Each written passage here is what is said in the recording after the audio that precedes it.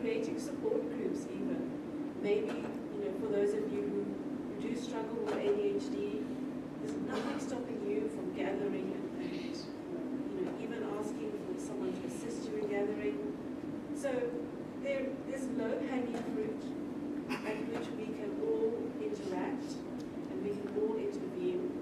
And then there are the bigger systemic issues like resourcing. We do need resourcing to go towards this question. And that's where advocacy plays an important part. And it's almost as if we expect our institutions to do the right thing. And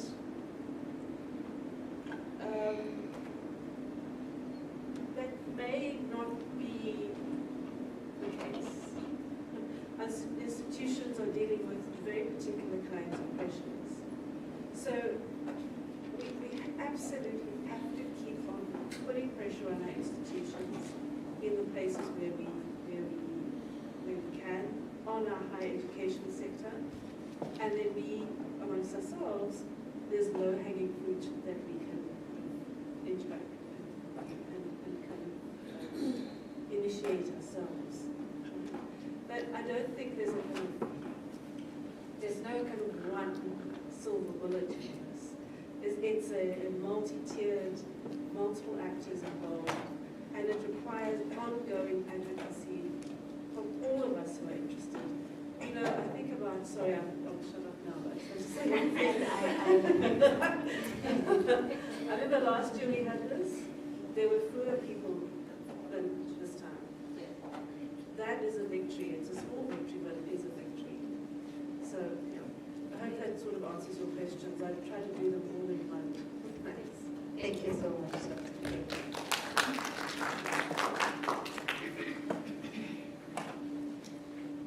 Thank you so much for the questions.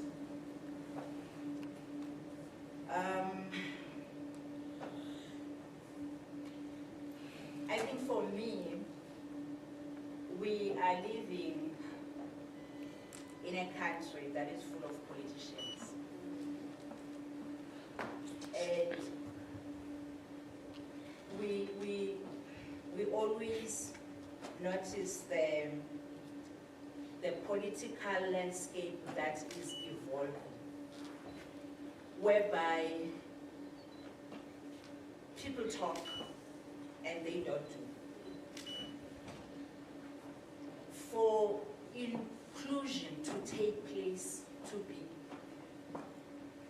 fruitful, we need people who are going to act more than talk.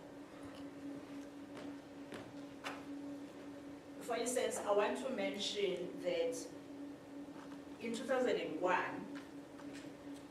White Paper 6 was issued. And White Paper 6 was clear. And everyone was hopeful when the White Paper 6 was issued that inclusive education is going to be implemented. It's more than 2 decades after the paper was issued. It was not monitored, it was not reviewed. It was only last year when the Ministry of Education indicated that they want to review the paper.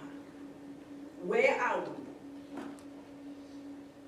Now, it means there is no accountability. It starts nationally. We have people that are living in the parliament and they are earning huge amounts of money, but they don't care. So I think for inclusive education, for accessibility to be taken serious, we need people who are going to say it is enough. We know that, coming to Mzi's point of accountability, what is it? that is done to students when they are admitted at the universities, not because they have disabilities, but they are admitted because they qualify. And they are expected to succeed. How are they going to succeed if NSFAS is not paying money for them to get the assistive technology until this time of the year? Are they going to thrive? No. Then it is because in our universities there is no quota of students with disabilities. How many are supposed to be admitted? And that makes everyone at the university to say, in fact, how many are these students when you need the assistive technology? How many of them when you need the installation of the elevator? We still get those questions. Fortunately, I'm the National Chairperson of the Higher Education Disability Services Association. And we are coming by force. We want to partner with the Department of Higher Education. We want to partner with Universities South Africa. We want to have a representative in the presidential working group. Because I always ask a question: who is reporting about what is happening in the institutions? If there is no one from the institutions who is there at the presidential working group, we are pushing that. It is in our agenda as HEDSA. We need a person who is going to represent the institutions in that presidential working group. Because we are tired of being the politicians. Our children are dropping out. Luyolo has indicated those students who have neurodiversity, they drop out from school, from the universities, because they don't get support. They are misinterpreted. There is no accountability. The academics don't care. If we sit in these meetings in our universities and you are giving a report, the academics will just sit down and do nothing. It is only when an academic has a relative or a child who has a disability, and then they will have an interest. Dr. Delubombo, what were you saying? Those are the type of questions that we are receiving. But this is a promise that if I'm still the chairperson of that organization, this is going to happen. We are going to push the agenda of inclusivity. We are going to push the agenda of ensuring that the systems that are not inclusive in our universities must be inclusive, because it's us who develop these policies in our universities. And we have a right to change them. If we are talking about an assessment policy that doesn't speak of a student who is dyslexic, who is not able to write, and that student is able to be assessed orally, we can change that system to say, we know that the purpose of an assessment is to assess learning. If I have captured the objectives of the syllabus, okay, we understand that. But I need to be assessed the way I understand it. If I am not able to write because I have a neurodevelopmental condition, let me be assessed orally. Allow me to write using the laptop, not the pen, because I'm not able to write. I'm poor in spelling because of my neurodevelopmental condition. So, for the student leaders, that question that says, what is it that you think we can do?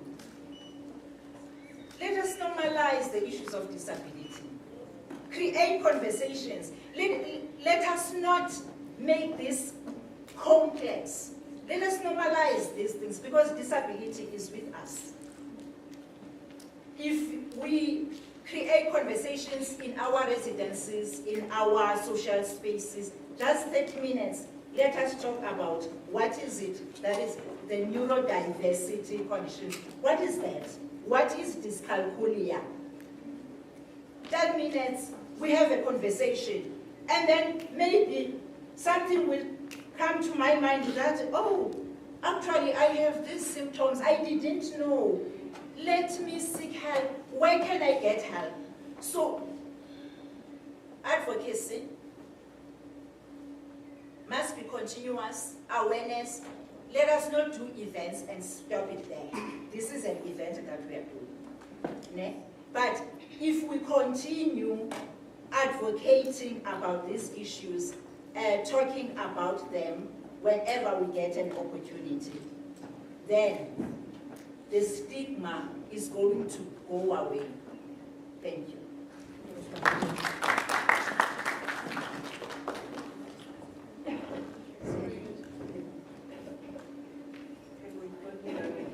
I just want to say, there are mechanisms and there are consequences for universities, for example, around the curriculum and so on. You can lose your accreditation.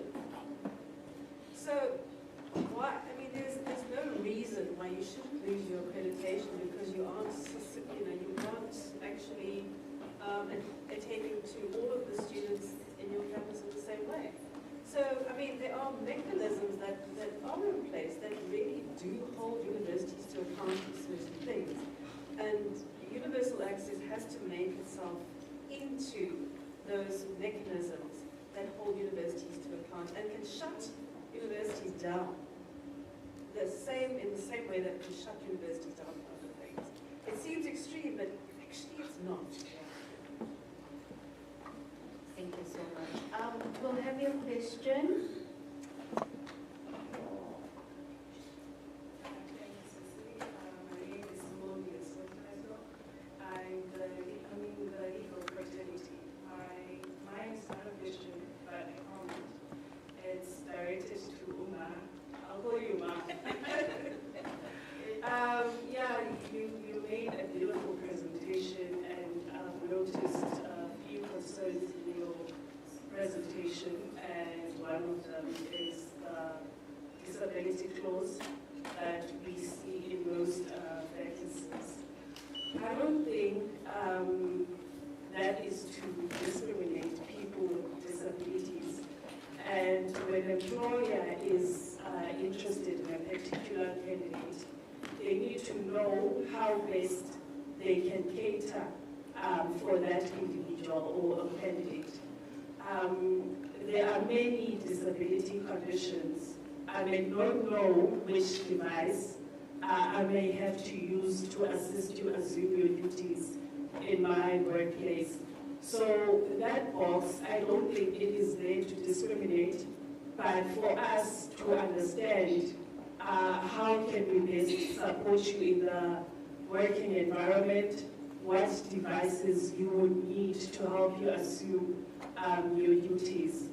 And also you mentioned about inclusivity in terms of race. The Department of Employment and Labor, they have 3 inspectors. One is the BCEA, which is the Basic Conditions of Employment Act. The second one is the Occupational Health and Safety. Third one is Employment Equity Inspectors. So all those 3 inspectors, they have to inspect an organization, ensuring that they comply to the provisions of the Employment Equity Act. Say, for instance, if in your department you have 10 employees, at least we have to balance. We need to have Indians, we need to have pilots, we need to have people living with disabilities, we need to have white, black, female. So, I don't think that clause in job adverts is to discriminate, they have to put in that so that we know how we can best help people living with disabilities, and also adhering to the provisions of Employment Equity Act. Thank you. Thank you so much. We'll take your question and then I'll come to you, Ishi. Good evening, colleagues. I think this was a beautiful sitting and conversation, and I love how diverse it is. Like the seniors, and then there's mid, and then there's the young ones. So it's a beautiful combination of where we are as society. However, I think what is missing in this conversation is we need to have high schools for Israeli specifically, because privileged kids know this. And I think now we're singing to the choir because we all have the privileges. So I want to know, in terms of bridging the gap between people that are privileged and underprivileged, what are we doing as society to sort of educate women and people that are not well versed about the different disabilities, mental illness, and so forth, because those are the people that are constantly discriminated, you know. When you have a child, when you're young, and all those things, sort of the bad person is a few weeks of pregnant. And then my second question goes to some lawyers. I want to understand. I understand where they're coming from, the acts and stuff, but I also understand that much more should be done. You know, the nice constitution, it's so great, but the implementation of it, right? The quota system is not effective. Having 10 disability is not effective because we need to have reasonable support systems for Black people versus white people. And within the Black structures, there are school and and we are able to navigate certain spaces because we're confident that we have the knowledge. However, there are those people that do not have that. So I was going to ask, what can we do within, as Lalene, and then the workplace to sort of bridge that? And I think it's important that we don't, universities are not these, universities don't exist in silos. And I think these conversations should be taken, and it should be more inclusive of different spaces as well, to make it more holistic. Because after this conversation, we're going to be everything. And we're going to be adult, because we speak like this, you know. So yeah, thank you. Thank you so much.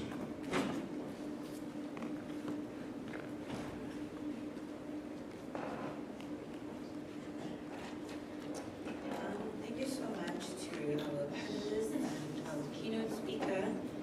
I think I'm just starting from a point of having just wanting to bridge gaps in certain spaces, certain conversational areas that we're not expanding much on, and especially sitting from the perspective of a student leader, but also a student observant of these issues in our spaces, right? I think for me, I always say they're not the biggest challenges are not the fact that we have issues, but rather we have attitudes to address. And that is the issue, right? And I just have a comment and a question. So at Rhodes University, we have our Rhodes University Disability Policy, which I stand and I still feel that needs to be expanded widely. It's very uniformed. It's too structured towards what is believed can be done for students, but not rather what students really need. And I understand that we have our lecturers, our tutors who essentially need to have the skill of what we call teaching and learning, being didactic in your practice, knowing how to teach particular students. And I honestly feel as if the scope of our disability policy needs to start embracing what can lecturers and students, and not lecturers and tutors do to promote, especially, I think I'm directing this to Dr. Clay Kelly, but also just with our adults, as it was referred to, right, yes, that Section 1.2 of that policy speaks of more this is what we believe we can do for students, this, that. Students can approach us, they are entitled, they're empowered. But it's not necessarily of what are we doing from our side amidst all of that to improve in our teaching for the students in being more didactic towards inclusivity. So I think that's just my comment in expanding the scope, especially because I know Dr. Kleke even sits on the Institutional Culture Forum and just raising such concerns, right? My question now is, I've been hearing conversations, and I also noted what we all have said, right? In university, what is promoted is academic excellence, but not rather humanizing pedagogy.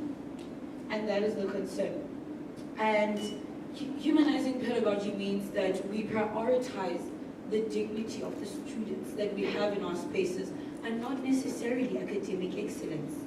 If we can start from that point and then come back, academic excellence can be achieved, right? So I have a question to say that how can educators balance the need for standardization and accountability in education with the need for flexibility and accommodating students living with different disabilities and students who are differently abled, and also addressing how ableism is perpetuated in our academic sphere, that we disregard certain student concerns. Thank you. Thank you so much. I think, to go to your question, Rose University is very big on community engagement. And when we talk about community engagement, we talk about we do not exist in isolation. We know that we are a very big part of our community. And just on Tuesday, with the people of our disability, we actually engaged to one of the schools, and we were just there to play and engage with the students. It was a special needs school, but we do have other schools that we work with in terms of just fostering mutualistic relationships and all that. So we do try and keep it balanced. So yeah, and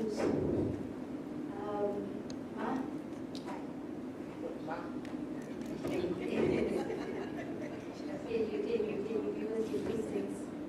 Sure. Pardon me. I think for me, there was a question earlier in the audience, and I think it was what else can be done in terms of fostering inclusion? I want to just remind anyone who's here, I don't know if you were following student politics at the time, but fees must fall turned higher education on its axis. And the reason it got to that level is because students who were coming from disadvantaged backgrounds had been asking the educators to meet them halfway. And this is not to encourage rebellion or anything in institutions, but it's to say if institutions want to call themselves competitive, if they want to say our slogan is where the leaders learn, they need to ask themselves, can they be compared to institutions in France? Can they say they are still retaining students with disabilities, and students with disabilities are not going to other institutions because they are saying, Rhodes is just not doing it for me, right? And what is the cost to that? Dr. Kelly spoke about this. She said, institutions are a business, and the business needs to ask itself, does it want to go broke? Because it will. Students will take their money, they'll take their donors, they'll take their funders, they'll take people who believe that education should be accessible to everyone, right? And they'll say, I want to go study overseas in the UK, because what I've seen is that the UK is more accessible. So I think for me, the point to answer you, Mrs. Mzee, was to say that inclusion is not only shaped by the choices that we make, but it's shaped by the choices we don't make. And more, there are young people who are on social media, who are using digital platforms, and they are realizing that South Africa is actually not the place for them. And it's not the place for them because it is on their home country or they are not patriotic, but it is not the place for them because they have been trying for years and years to say, I want to stay here, I want to live here, my family is here, my parents are just around the corner, but every time I have to go somewhere, I have to declare to someone, I'm disabled. And it's not a way to live. I think the other thing was, how do we bridge communities, you ask the city, how do we bridge communities and higher education institution where there is still a lot of classism, right? Higher education are still a place where they're producing leaders who are like, I'm better than the people down the road because I have a master's degree. And I think there's a simple act we can do. When a Rhodes hosts this event again, just the panel, take it to a Jozi, take it to a Nokshi, host it there, ask community, where can we have this in a town hall? Even if your content is still academic, even if your content is still like, it's level, at least you go to have someone with a disability entering, nomzali wakhe asking, yintoni eyenziwa apha? Oh, umntana uyakwazi ufunda. Oh, niyabavulela abantwana abanje ngabo. Then you have to answer because umzali waseJozi is not going to understand uba hayibo niyabavulela then iphinde ba-apresa kwangokwenu. Ithini loo nto? So I'm saying one act, simple act, you take it to where the people are. Because here we're all going to go home, still live in the bubble where we can engage on thesis. What is their view? Ezilalini bathi change location uzawubona abantu bazawuza bazofuna uqonda uba zintoni ezisithethwe kwesi sikolo. So I think that's just my 2 cents. Thank you so much.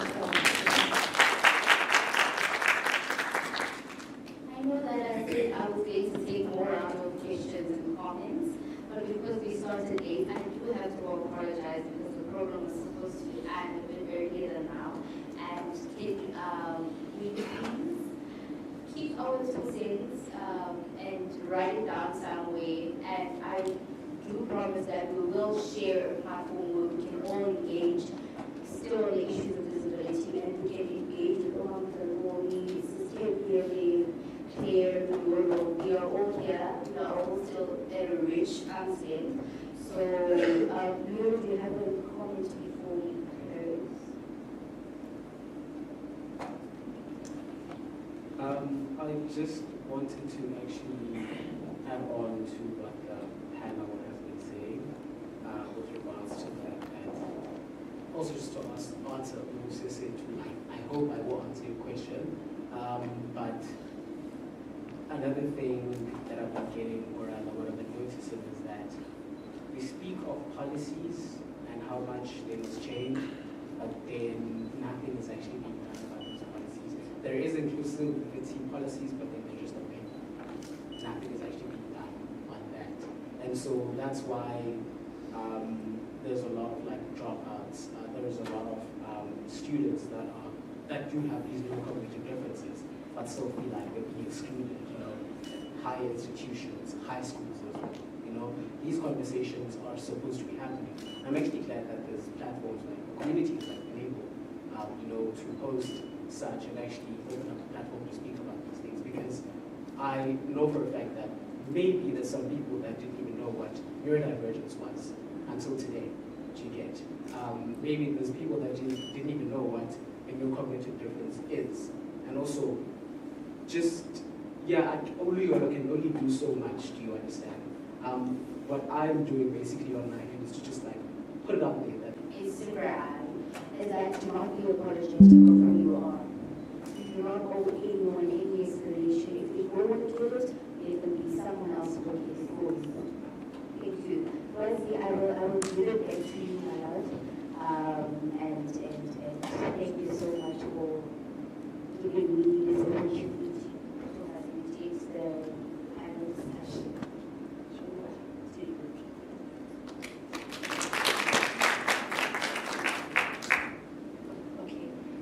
Thank you so much, Alungile. I think with the conversation happening around the room, I had a lot of questions more than anything, but Alungile limited our time. But there were a lot of things mentioned. Umanzo over there mentioned about decategorizing, destigmatizing, and how people living with disability should be a natural, part of our community. And I'm reflecting back on a sensitization workshop we had earlier in June that you were actually a part of. And one of the scenarios that we were given was that there's a blind student who stole a microwave, and now there's a whole case against them, and it came to the SRC and Yonke Nondoleo. And I think with the group that I was in, we were discussing about, hey, this is a blind student. Okay, there must be a reason. Okay, what had happened? Why is this, you know? And we were all like, I know, but he's blind. How are you blind and stealing a microwave? And all of those things. And with my experience with Alungile and the community, it made me realize that with the stigma that we come from, it's very difficult to look at Alungile and be like, oh, hi, Alu, without noticing that Alungile is a person living with disability. And I think when I sit here and I ask myself, do I need more sensitization? What are we doing wrong? Is it me naturally that is like, okay, because of where I come from, it's automatic, but I cannot look at Alungile outside of looking at Alungile with her disability, and it's an issue. At most, I remember even 2 days ago, Alungile, her legs were sore, and she needed to go to the stage basically to present something. And she was like, no, but chairperson Yako needs to be picked up. And I looked at her and I'm like, okay, you want me to pick you up? And she was like, yes, what do you mean? And I was like, are you sure? And she was, yes. I was like, are you sure you're comfortable with me picking? I had to make sure that, is she genuinely okay with me picking her up? Or is she saying that I must just pick her up because right now she cannot move and she cannot go there, you know? So I think these are very important conversations. I agree with Usisi, the lawyer, sitting over there saying that we need to move these conversations into the community. And then Sis Tembi mentioned something about thinking about the future, right? And I know that you're alumni and you were here last year as well. And looking at the change that Rhodes University has so far, you mentioned about catering to not knowing whether it might happen to you or things of such. And I think a conversation I always have with Wa'alu is that our institution fails to cater to what they do not know. And I remember having the very first conversation I had with Mamsi. My question was, Mamsi, did Rhodes University not know that they were going to have any students living with disabilities? Because wow, Sana. And she was like, no, they knew. But when we look at the stats and all of that, it's only a handful of students living with disability. That's when what Dr. Kelly spoke about financial sustainability. It was just like, well, then why are we changing all roads? Stairs. You know, it's those things that we need to stop. We need to start catering to what we don't know. And I think one thing we people who are actually temporarily able are forgetting is that we're actually temporary able. None of us are able, guys. We are temporary able, and we need to start catering to what we actually do not know.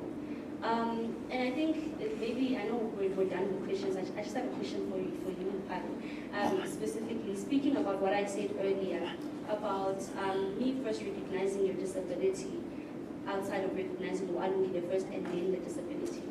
How have you actually been balancing or navigating around that? Like, how have you been dealing with first people recognizing your disability and then recognizing yeah, I think that's. Thank you so much. Thank you so much, I think I'm very much deep on my disability is who I am. And as much as it does not define what I'm capable of, to be very real with myself, I am not one without my disability. And it sort of like helps me go into a community and be able to say, hey, I need help. You know, it starts with me accepting the fact that, girl, you are living with a disability, and that does not make you short of whatever is in the world, you know, and it does not define who you are, but this is who you are. And you have to accept it so you can go out there and be able to not be apologetic about who you are and be able to say, Razi, pick me up, because you are very self-aware, you know, and you are able to say, no, Razi, this is not how you do it. This is how you do it. So I think I've always looked at me as who is living with a disability, because that is who I am. But I'm not only living with my disability. I think that is now where people confuse it. That it's not my limitation. It's not everything I am. I am my disability and beyond my disability. Thank you.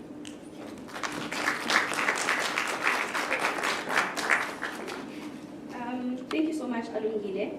So before we actually close off, I would like to call on to Monica from our Enable community, and she will be doing our closing remarks for the night. Secretary.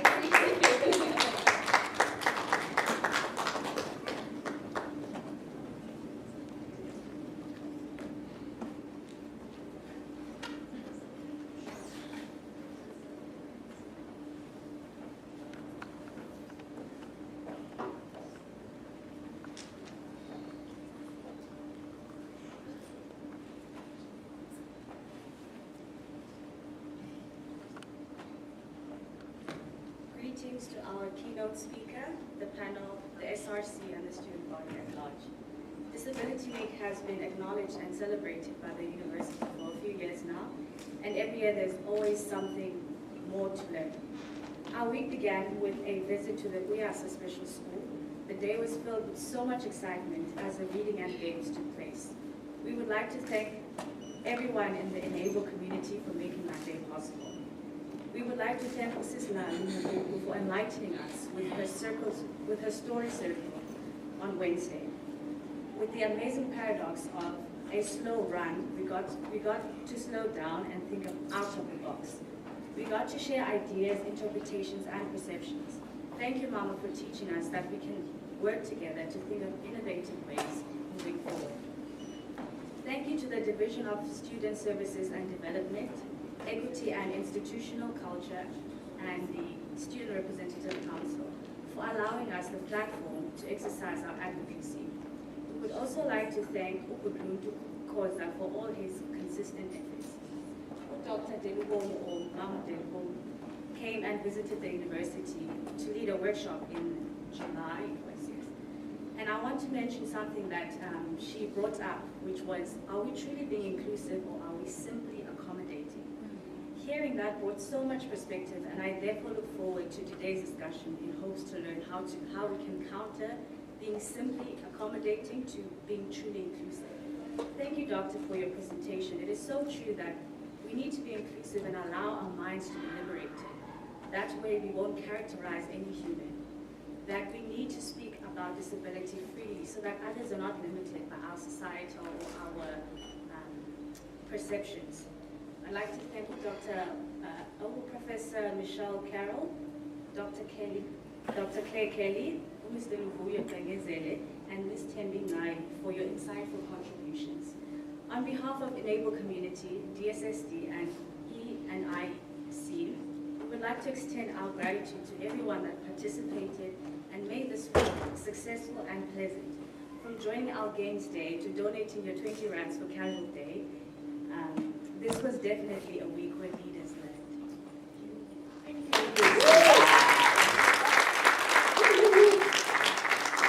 have to apologize to Mr. Luyoro for the mispronunciation of your name. I hope you accept my apology. And Professor Terrell was mentioned in her censure, but we also do appreciate the fact that she did not have a problem with being in our panel, but because of unforeseen circumstances, she couldn't come. And now I will be extending very, very, very much gratitude to our panelists with the help of Lynn and SG. We just want to say thank you for leading these spaces. And we know that it does not end here. You keep on doing the work that you're doing, and we just want to say we value the work. It's important. It's really, you have to be going. Trust me. And now we just want to say we really appreciate you from the DSSD office, Enable, and the SRC. Thank you.